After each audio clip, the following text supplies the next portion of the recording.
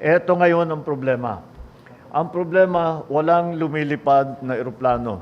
At yung mga airport ay tinatamaan na. We have heard reports of attacks on different airports around the region. Generally this is by Iran. Yung mga tumulong sa Amerika at yung mga bansa na tumulong sa Amerika ay inaatake ngayon ng Iran as retaliatory strikes.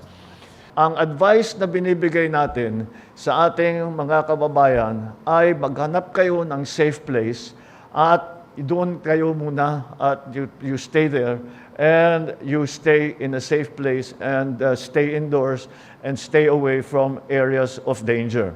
Dahil sanay sila sa gera, marami silang mga bomb shelter na pwedeng pagtaguan.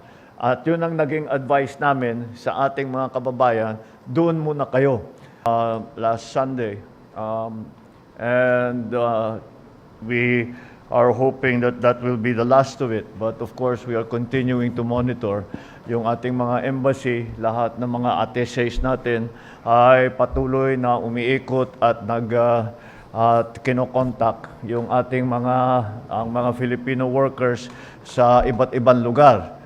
At dahil ito ay hindi madaling gawin dahil as you know, patuloy ang pagbobomba ng mga area na ito at nagsasagutan na.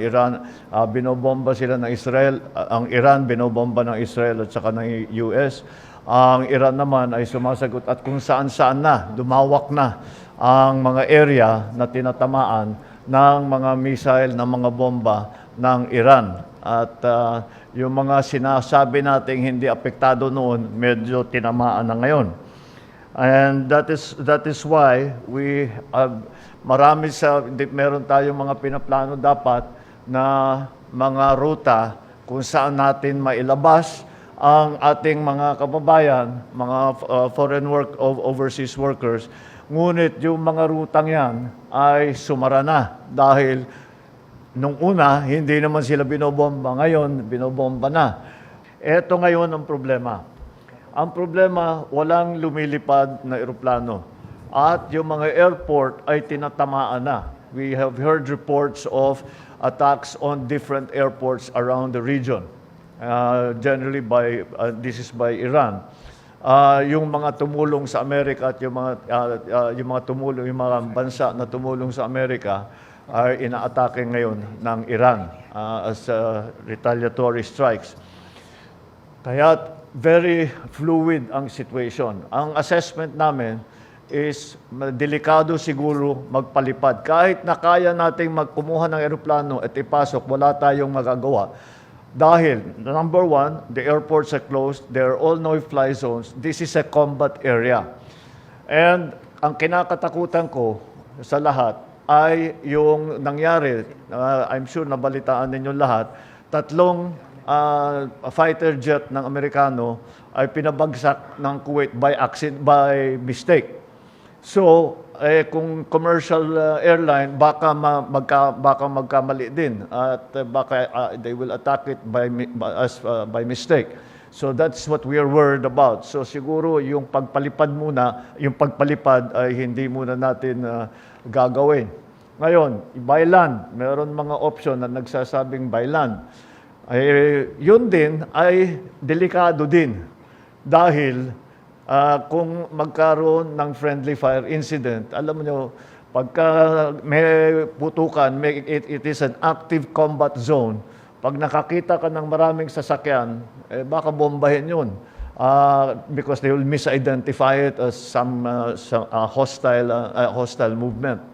So that is also dangerous. Although that will be the best option that we will have in the immediate future. Dahil nga kinakatakutan pa natin yung pagpalipad.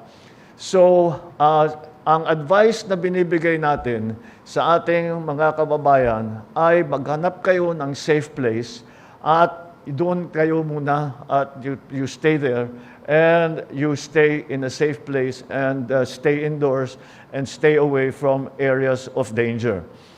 Sa ngayon, we have the most dangerous area for our people right now would be Israel. Dahil tuloy-tuloy ang attack sa Israel. But the situation is Israel, dahil sanay sila sa gera, marami silang mga bomb shelter na pwedeng pagtaguan. At yun ang naging advice namin sa ating mga kababayan, doon muna kayo. Para maging mas maginhawa para sa kanila, kumuha tayo ng nakipag-usap tayo sa mga iba't ibang hotel na malapit doon sa bomb shelter, na doon sila muna pumunta, doon sila muna, at pagka may air raid alarm, tumakbo muna sila sa bomb shelter. And that is the advice we have given to our nationals in Israel and also our nationals everywhere else.